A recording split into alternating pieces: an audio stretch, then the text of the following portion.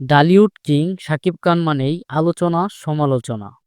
কখনো বা সিনেমার পর্দায়, আবার কখনো বা ব্যক্তিগত জীবন নিয়ে। ডালিউড কিং শাকিব খান ব্যক্তিগত জীবনে চিত্রনায়িকা অপু বিশ্বাসের সঙ্গে ঘর বেঁধেছিলেন। এই সংসার ভাঙার পর সহশিল্পী শবনম বুবলিকে বিয়ে করেন। এই সংসার ভেঙে গেছে, তবে দুই সংসারে একটি করে পুত্র সন্তান রয়েছে।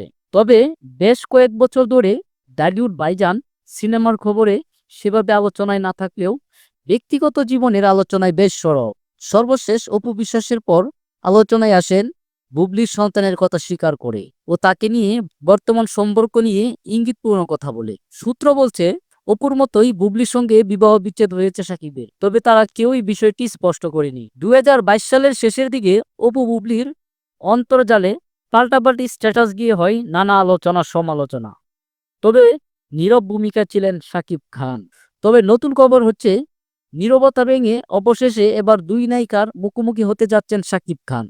সেটা সিনেমার কোনো চিত্রনাট্য নয়, আবার বাস্তব জীবনেও নয়। দেখা গিয়ে অপু বুবলির মুখোমুখি হচ্ছেন ডালিউড ভাইজান সুপারস্টার শাকিব খান। আসছে ঈদে আলাদা দুই সিনেমা নিয়ে শাকিবের মুখোমুখি হচ্ছেন অপু ও বুবলি। রোজার ঈদে অভিনেতার 3টি সিনেমা মুক্তি পাওয়ার কথা রয়েছে। অন্যদিকে নিজের প্রথম আয়োজিত সরকারি অনুদানে নির্মিত লাল শাড়ি সিনেমা নিয়ে হাজির হবেন এক সময়ের জনপ্রিয় চিত্রনায়িকা অপু বিশ্বাস। সিনেমাটি পরিচালনা করেছেন বন্দন বিশ্বাস।